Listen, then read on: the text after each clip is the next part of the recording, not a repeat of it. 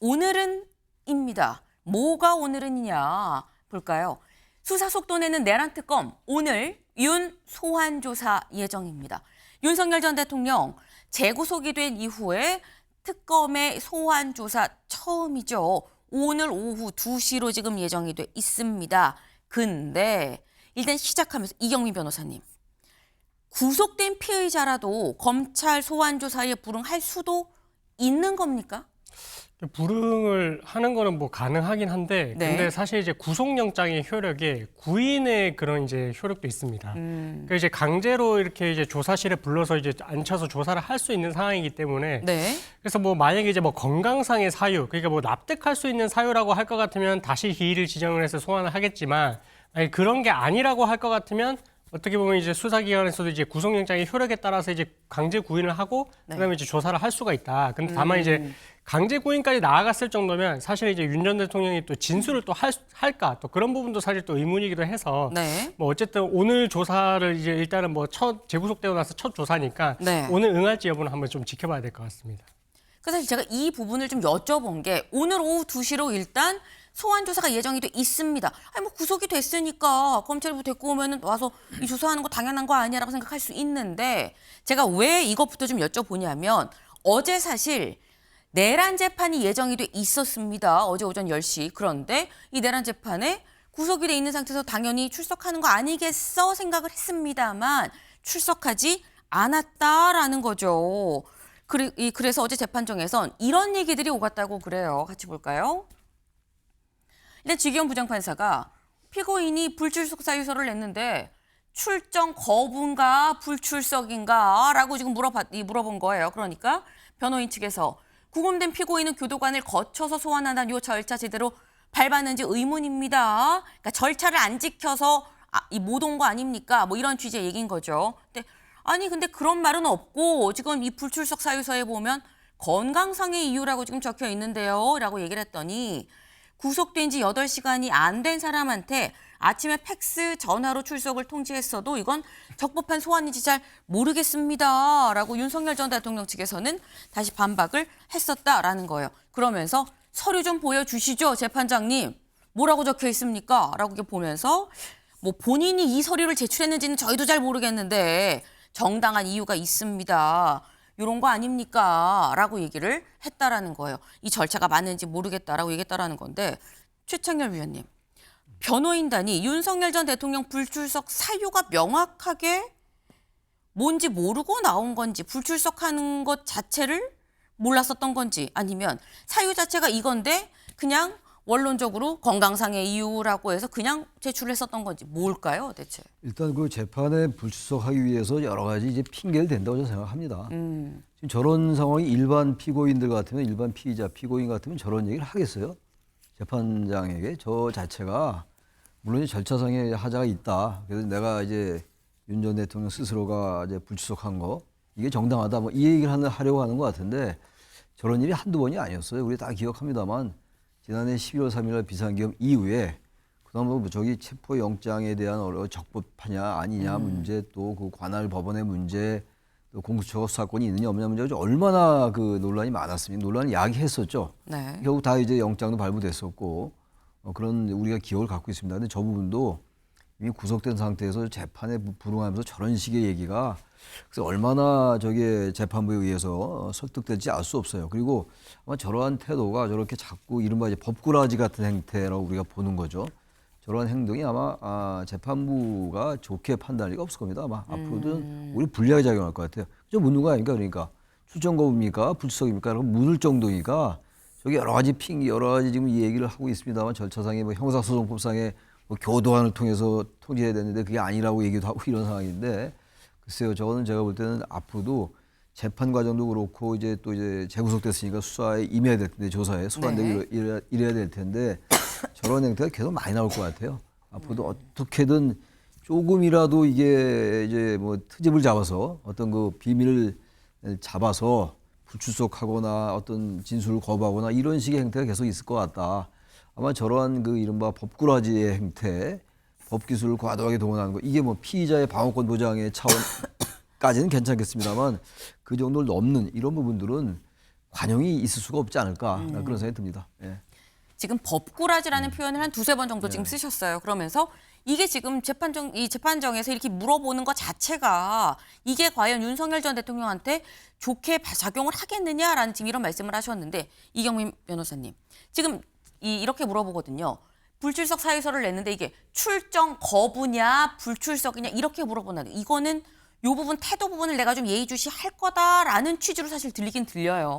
그렇죠. 이게 만약에 출정 거부라고 한다라고 하면 네. 앞으로의 재판에도 이제 응하지 않겠다라는 약간 뉘앙스로도 비춰져 가지고 이게 어떤 부분이 해석이 될 수 있냐면 피고인은 이제 출석 의무가 있거든요. 형사 재판에 출석 의무가 있는데 네. 그럼에도 불구하고 이제 정당한 사유 없이 출석을 거부하게 되면 궐석 재판을 진행을 할 수가 있습니다. 그러니까 우리가 어떤 사례를 보시면 되냐면 예전에 이제 박근혜 전 대통령 같은 경우에도 구속 기간이 연장이 됐을 때 그 이후부터는 이게 정치적인 탄압이다라고 하면서 이제 그때 재판 출석을 거부를 했거든요. 네. 그래서 마찬가지로 지금 만약에 지금 재판부에서도 만약에 윤 전 대통령이 하는 이런 모습이 만약에 이제 진짜 정당한 이유 없이 그냥 출석을 거부하는 그런 모습이다라고 할 것 같으면 앞으로의 재판 절차에 있어서는 이제 배제한 채 진행을 하겠다라는 그런 취지로도 해석될 수 있는 아하. 부분이라서 그래서 어떤 태도로서 지금 재판에 불출석을 했는지 뭐 그런 부분들을 이제 지금 피고인 변호인을 통해서 아마 확인을 하는 그런 절차였던 것 같습니다. 사실 박근혜 전 대통령 때는 이후에 이제 아예 그냥 궐석으로 재판이 쭉 진행됐었던 적이 있었죠. 그러니까 그런 부분까지도 재판부에서 염두에 두고 있는 거 아니겠느냐라는 말씀을 지금 하셨어요. 근데 지금 이 어쨌거나 불출석 사유서 자체에는 그런 말 없고 건강상 이유라고 얘기를 했는데 이 건강이라는 게 몸의 어떤 이런 부분의 건강이라보단 마음의 건강을 얘기한 거 아니냐라는 얘기도 나옵니다. 왜? 다음 께서 볼까요? 윤, 국무위원들 다 살 길 찾아 떠나 변호사 구할 돈도 없다라는 얘기를 했다라는 얘기가 언제? 구속영장 실제심사에서 최후 진술에서 이런 얘기를 했다라는 게 뒤늦게 지금 나오고 있습니다. 자세히 좀 볼까요?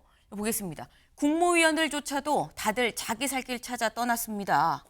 아무도 내게 오려 하지 않는데 누구를 조정하겠습니까? 변호사를 구할 돈도 없고 이제는 특검이 변호사까지 공격해서 혼자 싸워야 하는 고립무원의 상황이다라고 말한 것으로 알려졌다라는 겁니다. 근데 이런 걸 보면 지금 윤영걸 대표님. 네. 사실 우리는 지금도 친윤이란 단어를 쓰긴 쓰거든요. 근데 윤 전 대통령 얘기는 친윤은 지금 없어라는 얘기를 하고 있는 것 같아요. 뭐 그런 뜻으로 받아들일 수도 있죠. 친윤 내 편은 없다 이거죠. 그러니까 과거 대통령 할 때 내 앞에서 그렇게 머리 조아리던 사람들이 지금은 아무도 없다. 뭐 염량세태라는 말 있잖아요. 세상 바뀌면은 사람 민심이 그냥 떠나버린 거죠. 그러니까 변호사 구하기도 어렵고 국무위원들이 어떻게 보면 자기 수족처럼 부리듣고 아부하던 사람들이 검찰 수사에 가서는 말을 바꾸고 이러니까 그 허전한 마음, 그 배신당한 마음 뭐 이런 게 굉장히 크지 않겠나 생각이 돼요. 하지만은 저게 어떻게 보면 자업자득 아니겠어요? 본인이 자초한 거죠. 비상계엄이라는 어마무시한 거를 해서 민주헌정 질서를 흐트렸기 때문에 여태까지 온 거 아니냐 뭐 이런 생각이 들고 저는 재판 얘기를 지금도 나오고 있습니다만은 저 박근혜 전 대통령하고 좀 비교해서 좀 말씀드리고 싶어요. 네. 박근혜 전 대통령은 그때 아랫사람한테 그렇게 넘기거나 그러지 않았어요. 본인이 다 내 책임이다. 내가 감수하겠다. 뭐 이렇게 했거든요. 그리고 재판도 안 갈 때는 확실히 안 간다고 하고 갈 때는 최대한 가서 진술하고 협조하고 그랬어요. 근데 지금 윤석열 대통령은 아랫사람한테 많이 떠넘기는 식으로 많이 하다 보니까 진술이 안 맞는 거죠. 그리고 또 엊그저께도 그 구속 판결 난 다음에 네. 호주머니에 손 넣고 나오는 모습이 다 보이잖아. 국민들이 화면으로. 네. 저 태도가 물론 뭐 나는 죄가 없이 당당하다 이런 표현이지만은 한쪽에 호주머니 손 넣고 나오는 표정이 모습이 국민들이 볼 때는 어떻게 보겠어요. 그래서 저는 박근혜 전 대통령을 좀 어떻게 보면 좀 배워라.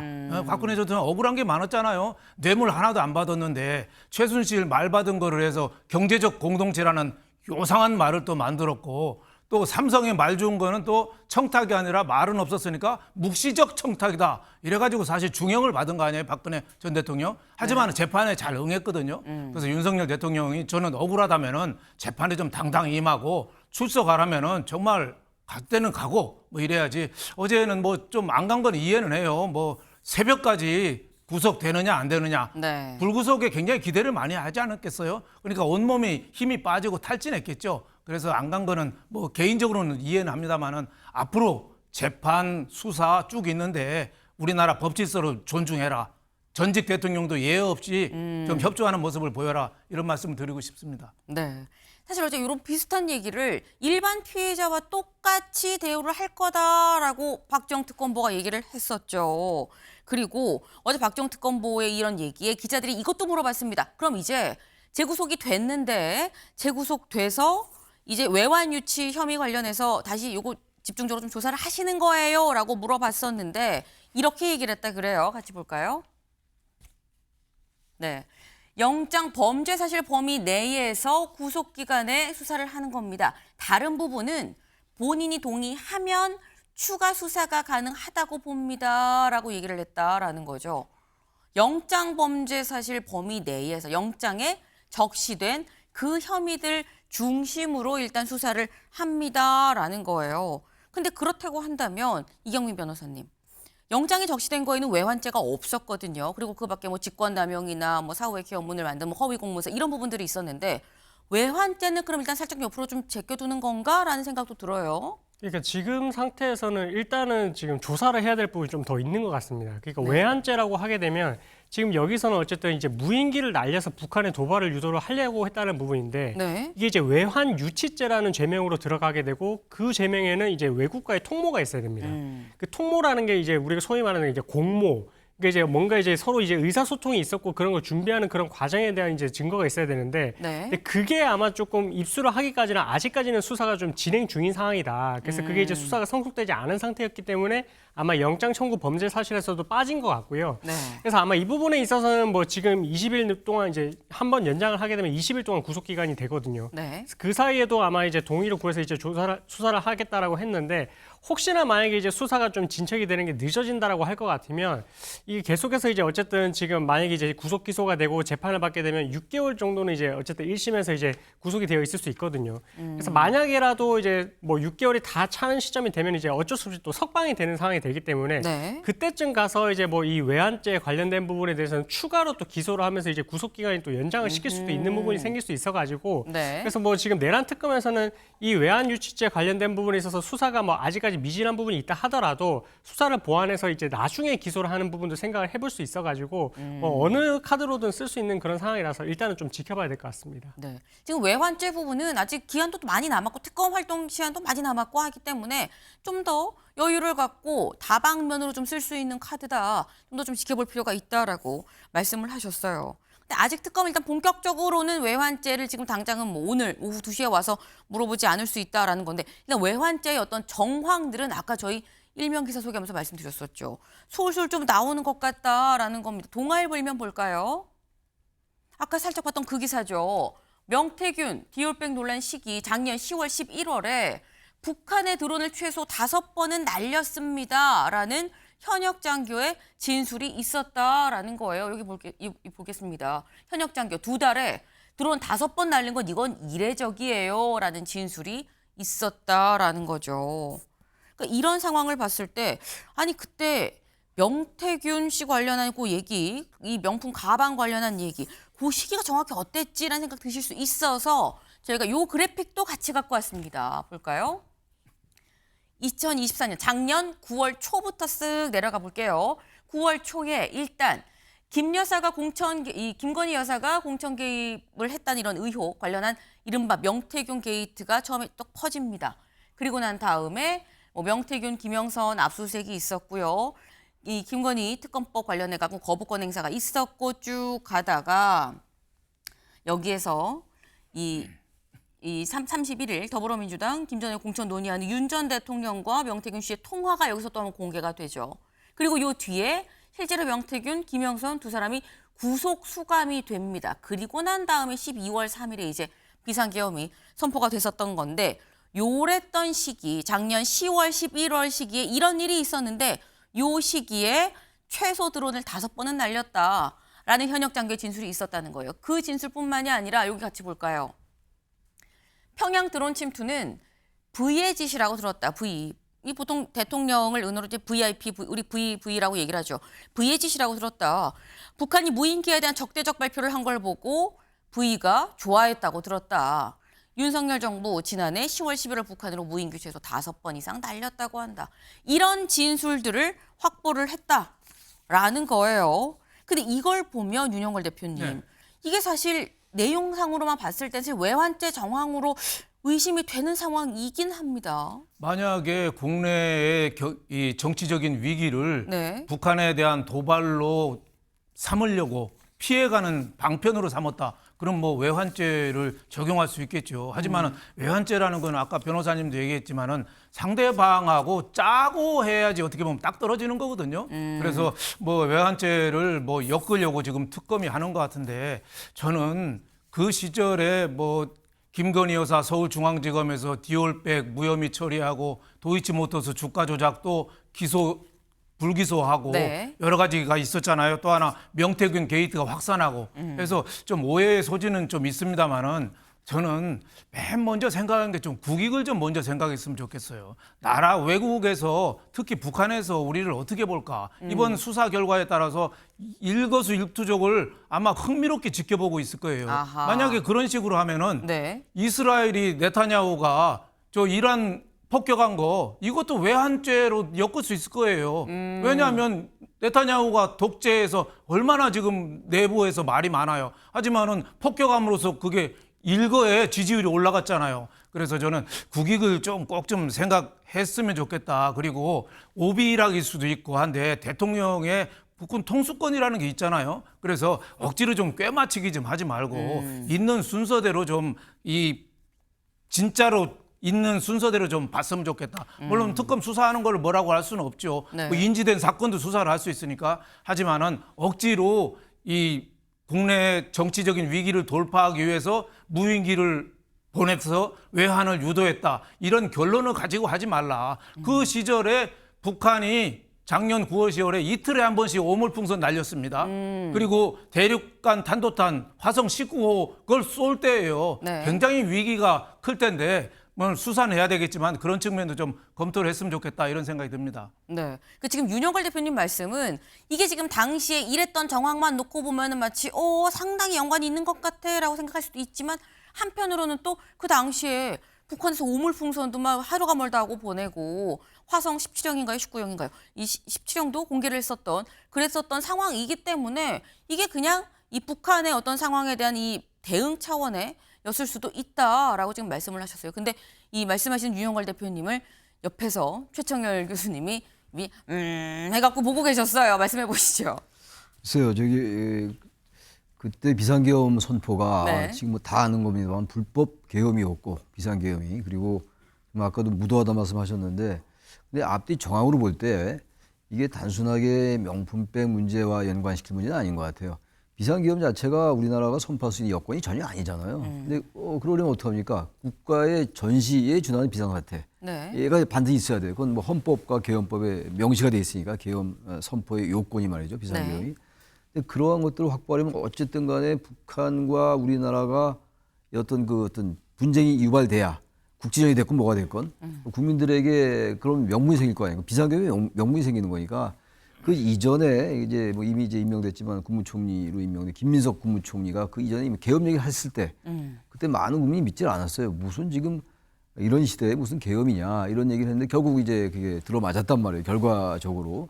그러니까 나름대로 이 국면을 바꾸기 위해서 단순히 명품백, 디올백 뭐 이런 걸 떠나서 계속 야당과의 그 적대적인 대치가 이루어지고 그러면서 지지율은 계속 떨어진 상황이고 이러면서 뭔가 국면을 바꾸기 위한 그런 생각을 했을 수 있어요. 여러 가지 정황으로 밀어볼 때. 근데 마침 또 그때 이제 오물풍선도 날라오고 이러니까 명분이 된다고 생각했던 것 같아요. 만약 드론을 날리고 그러면 북한이 대단히 자극을 받아가지고 뭔가 이쪽에 우리 쪽에 도발을 해오면 이제 그때 이제 비상경할 수가 있는 거거든요. 아무튼 그런 생각을 했을 개연성은 대단히 높다. 단지 그 외환유치제라는 게 아까 말씀하신 것처럼 적국가의 통모가 있어야 되는 건데 그건 아직은 지켜봐야 될 것 같아요. 그런 입증할 수 있는 자료나 증거나 진술이 있느냐. 그건 뭐 수사의 문제고 앞으로 이제 수사의 영역이긴 한데 아무튼 제가 볼 때는 전반적인 정황으로 또는 맥락으로 미뤄볼 때 상당히 그런 의도 같은 건 개입될 수 있다. 아마 그게 수사의 하나의 방향이 될 수 있다고 생각합니다. 네. 지금 윤영걸 대표님께서는 너무 뭔가 이렇게 짜맞추는 수사를 하면 안 된다라고 말씀하셨는데 최창일 교수님께서는 하지만 그렇게 볼 정황이 분명히 있다. 다만 정황만으로 이게 유죄라고 볼 수 있는 건 아니지만 그쪽으로 그래서 수사를 갖고 가는 거 아니겠느냐라고 말씀을 하셨어요. 사실 정황이 증거가 되기까지는 많은 단계가 좀 있어야 되는 거죠. 때문에 즉각적으로 그렇게 볼 수 있는 건 아니겠지만 말씀처럼 약간 그런 부분을 일단 특검이 들여다는 볼 수 있겠다라는 생각이 좀 듭니다. 아마 이 재구속이 된 상태이기 때문에 자주 좀 소환해서 물어보면서 그런 부분을 좀 물어보지 않을까라는 생각이 드는데 지금 현재 이게 가능한 얘기가 저희가 지금 윤석열 전 대통령이 재구속이 됐죠. 근데 다음에 이 사람 순서로 또 구속영장이 발부될 수도 있다라는 얘기가 나옵니다. 누구냐? 다음 기사 볼까요? 뒷주머니 계엄 선포문 몰랐다던 한덕수. 다른 국무위원 문건까지 챙긴 모습이 찍혔다라는 거예요. 네. 특검이 CCTV를 확보를 했습니다. 앞서서 저희 사실 말씀을 드렸었던 게 CCTV에 한덕수 전 총리가 기존에 검찰에 있었던 진술과 다른 정황이 찍혔다라는 것 정도는 저희도 보도로 전해드렸었어요. 그런데 구체적인 얘기가 나왔습니다. 여기 보겠습니다. 특검이 확보한 CCTV에는 한 전 총리가 다른 국무위원들 자리에 놓여있는 계엄 문건뿐 아니라 접견실에 남아있던 문건까지 모두 챙겨 나오는 장면이 담긴 것으로 전해졌다. 또 대국민 담화문으로 보이는 5장짜리 문건을 살피는 모습도 촬영이 됐다고 한다. 그러니까 뭔가 문건을 다 관리를 하고 꼼꼼히 살펴보는 이 모습이 찍혔다라는 건데 앞서서 한덕수 전 총리 이렇게 얘기했었거든요. 잠깐 들어보고 오시죠. 비상계엄 선포문입니다. 보신 적은 있으십니까? 저 비상계엄이 선포되는 당시에는 제가 전혀 인지를 하지 못했고요. 해제 국무회의를 마치고 사무실로 출근을 해서 양복 뒷주머니에 있는 것을 알았습니다. 네. 회의가 다 끝나고 그러고 난 다음에 내 뒷주머니에 이게 문건이 있었네라고 그제서야 알았다라고 얘기했었는데 CCTV에는 좀 다른 모습이 찍혔다라는 거예요. 윤영걸 대표님. 네. 어떻게 보십니까?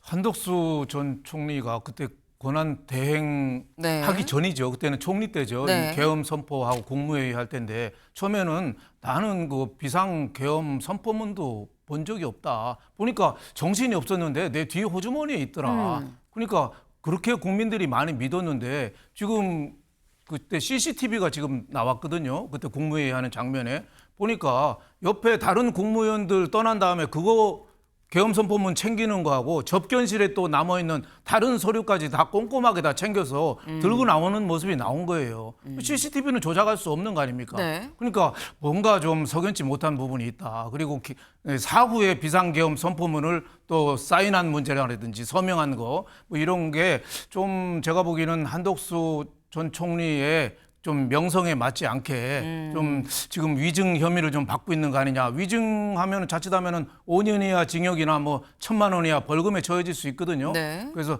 한덕수 대통령 권한대행까지 하시고 우리 총리를 2번이나 하시고 저 정도 분이면은 저렇게 검찰 특검 수사를 기다리지 말고 지금이라도 그 당시에 있었던 일을 소상히 좀 밝히는 게 좋겠다. 그리고 지난주에도 그 검찰 수사관이 안내하는 모습이 네. 옆에 팔짱 껴서 어떻게 보면 소환해서 끌고 가는 모습이 나왔는데 국민들이 보기는 모양이 아주 안 좋거든요. 지금 어떻게 보면 피의자처럼 돼버렸어요. 그래서 있는 대로 좀 털어놓는 게 좋을 것 같다 이런 생각이 좀 듭니다.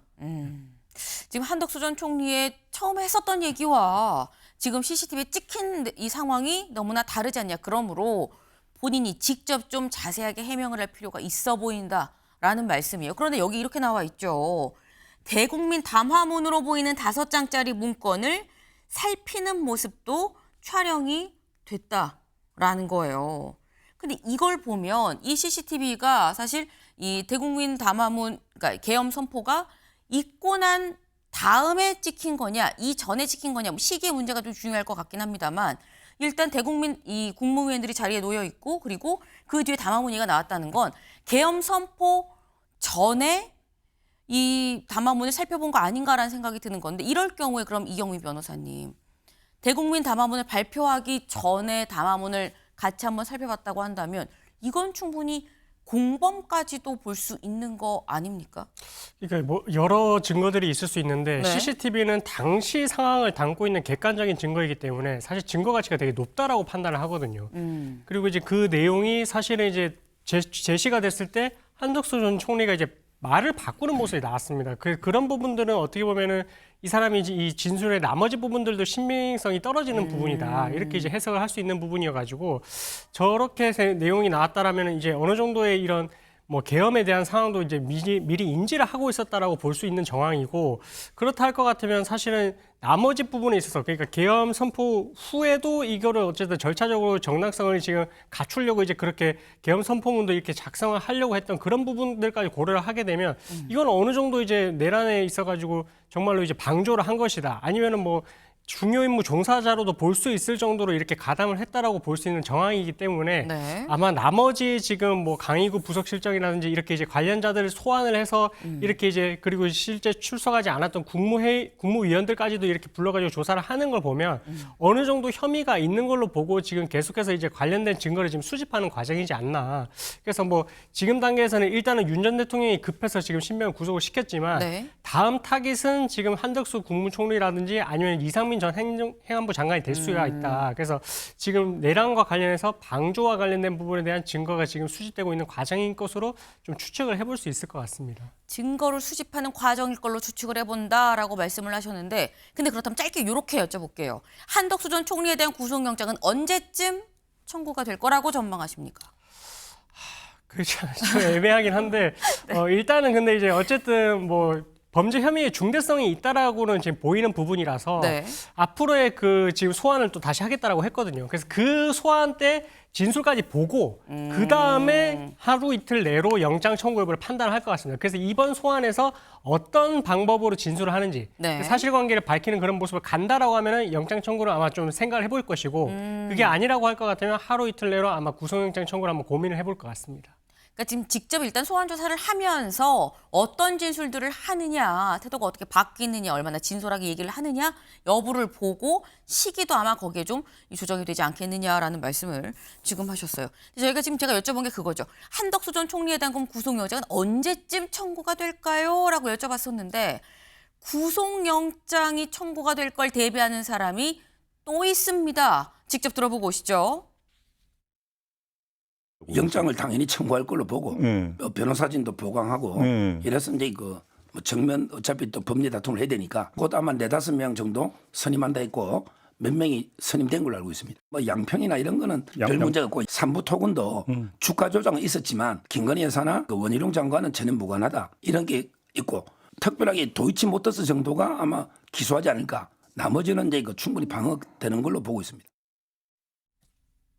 네, 지금 이 윤석열 전 대통령 쪽에 이제 측근이라고 요즘에 이제 많이 꼽히는 서정국 변호사의 얘기입니다. 근데 지금 김건희 여사도 본인이 결국은 구속이 되지 않겠느냐, 구속영장이 청구가 되지 않겠느냐라는 생각을 갖고 여기에 지금 대비를 하고 있다라는 지금 그런 얘기인 거예요. 그래서 지금 변호인도 더 추가로 선임을 하고 이렇게 하고 있다라고 했는데 근데 드는 생각이 이경미 변호사님. 아까 분명히 윤석열 전 대통령은 내가 지금 돈도 없고 변호인도 선임하기 어렵고 고립무원입니다. 나 혼자예요. 라고 그랬거든요. 김건희 여사는 변호인을 좀 추가 선임하고 한다는데 이게 선임이 좀 잘 진행이 될까라는 생각도 사실 들긴 들어요. 그렇죠. 지금 상태에서 이제 뭐 변호사를 뭐 저한테 만약에 물어봐도 변호를 네. 맡겠냐라고 물어봤을 때 저도 사실은 이 사건을 선뜻 맡겠다라고 하기엔 좀 어려울 것 같거든요. 너무나 이제 좀 뭐 이 계속 이제 수사 방향이 지금 진행되는 부분이 있어 왔기 때문에 좀 쉽지 않은 사건이다라고 좀 생각이 되고 그래서 이후에 지금 뭐 윤 전 대통령 같은 경우는 영장실질심사에서는 뭐 변호인을 선임하는 게 어렵다라고 이제 말을 하면서 결국은 이제 뭐 본인이 증거인멸의 가능성이 좀 없다라는 부분을 좀 소명을 하기 위해서 그걸 좀 강조를 한 것으로 보이고요. 그 이면에 있어서는 김건희 여사 같은 경우에도 지금 계속해서 이제 지금 뭐 진행되고 있는 혐의 자체가 16개 정도 되다 보니까 네. 대비해야 될 부분이 많이 있고 근데 하나 조금 걸리는 부분은 아무래도 이제 공무원 신분이 아니고 이게 결국은 이제 공무원과 엮이는 죄명 같은 경우에는 민간인 신분이기 때문에 공범 관계로 가야 되는 부분이 있거든요. 그래서 그 공범 관계를 인정을 할 수 있는 그 연결고리를 수사기관에서 이게 필요한 증거 자료들을 확보를 할 수 있는지. 그래서 아마 변호인들은 그 연결고리가 없다라는 부분을 깨는 부분에 아마 주력해서 이제 변론을 하게 될 것 같고, 그래서 뭐 이게 만약에 이제 그 연결고리가 있다, 공무원과의 그런 연결고리가 있다라고 할 것 같으면 네. 당연히 그 후 단계는 이제 구속영장도 이제 고려를 해볼 수 있어가지고 뭐 그런 부분들에 대한 이제 방어 논리 차원에서 일단은 뭐 변호인 선임을 진행을 하고 있고 아마 좀 대비를 하고 있지 않을까 이렇게 좀 추측이 되는 부분입니다. 네. 지금 현재 우리가 알고 있는 김건희 여사에 대한 혐의는 16개죠. 그런데 16개에다가 인지되는 게 추가가 된다고 한다면 16개 플러스 알파가 될 수 있기 때문에 변호인단도 추가 선임할 수밖에 없는 상황이고 아마도 본인도 그걸 좀 준비를 하고 있지 않겠느냐라고 말씀을 하셨어요. 근데 지금 이런 상황에 대해서 지금 또 이렇게 이 옆에서 이경민 변호사님이 말씀하시는데 이 최창렬 교수님께서 뭘 막 적으면서 막 생각을 하시더라고요. 뭐 적으셨나요? 아니 제가 지금 적은 거는 네. 김건희 여사의 이제 그 혐의들. 네. 지금 아까 서정욱 변호사 뭐 아까 측근이라고 말씀하셨잖아요. 서 변호사를 믿을 수가 없어요. 그건 서 변호사의 주장이에요. 주장인 거 뭐 당연한 거죠. 당연한 건데 공천 개입, 제가 적은 공천 개입 의혹, 도이치 주가 조작 의혹, 그다음에 삼부토건 네. 주가 조작 너무 많아요. 근데 아까 서정욱 변호사 얘기는 다 별로 문제가 안 된다. 방어할 수 있다. 도이치 주가 조작 정도가 문제다. 이렇게 얘기했잖아요. 그렇지 네. 않다고요. 지금 그랬으면 이렇게까지 오지 않아요. 그렇다면 그렇게 떳떳했으면 왜 지난 정권 때 윤석열 전 대통령 그때 왜 김건희 특검 왜 거부했습니까? 거부할 이유 없잖아요. 당당하게 수사받으면 되는 거였고 계속 거부해 왔어요. 정권 바뀐 다음에 특검이 통과되고 특검이 진행 중인 거기 때문에 지금 김건희 여사에 관련된 그 의혹이나 이 혐의 사실 이게 만만치가 않아요 지금. 계속 지금 보도가 쏟아져 나오고 계속 나올 거 아닙니까 지금. 네. 내란 특검, 김건희 특검, 그다음 순직 해병 특검 얘기가 계속 나올 텐데 아마 이번 연말까지는 계속 나올 겁니다. 아마 내년까지도 나올 수가 있다고 보는데 지금 김건희 여사의 이 문제가 사실 대통령과 윤석열 전 대통령과 다 같이 맞물려 있는 거잖아요. 윤석열 전 대통령의 권력 하에서 됐다고 우리가 보는 거 아니겠어요? 그리고 숱하게 다 들으셨겠습니다만 2022년도 5월 9일 날 상윤이 걔가 공천관리위원장이야. 내가 걔한테 얘기할게. 그랬는데 작년 11월에 윤석열 전 대통령은 기자회견에서 나 윤상현이가 공천관리위원장이 몰랐다 그렇게 얘기하잖아요. 완전 거짓말인 게 아주 입증이 된 거 아닙니까? 아까 지금 지나갔습니다만 지금 이상민 전 장관 그리고 김지원 전 민정수석 박성재 전 법무장관 네. 계엄 사후에 같이 모였다는 거 아니에요. 그거 전부 피의자들이에요 사실은. 한덕수 전 총리 당연히 피의자인 거고 제가 볼 때 상당히 중대범죄 피의자일 겁니다 아마. 그래서 이게 지금 적당히 넘어갈 문제들이 아니에요. 이걸 자꾸만 뭐 다른 얘기입니다만 정치보복으로 볼 일이 전혀 아니다. 이제 규명이 시작된 겁니다. 그래서 아까 서정 변호사 말은 자신이 그렇게 주장하는 겁니다만 그렇게 만만하게 방어되기가 쉽지 않을 것이다 라고 저는 생각을 합니다. 예. 네. 지금 뭐 현재 김건희 여사가 이런저런 뭐 많은 혐의들이 있지만 사실은 뭐 큰 건 별거 없어요. 뭐 도이치 정도만 해서 추가 기소가 되지 않겠나라고 얘기를 하지만 아니다. 그럴 리가 없다라는 또 말씀을 주셨어요. 네. 앞으로 특검 수사가 어떻게 진행이 되는지 좀 꼼꼼히 지켜볼 필요가 있어 보입니다.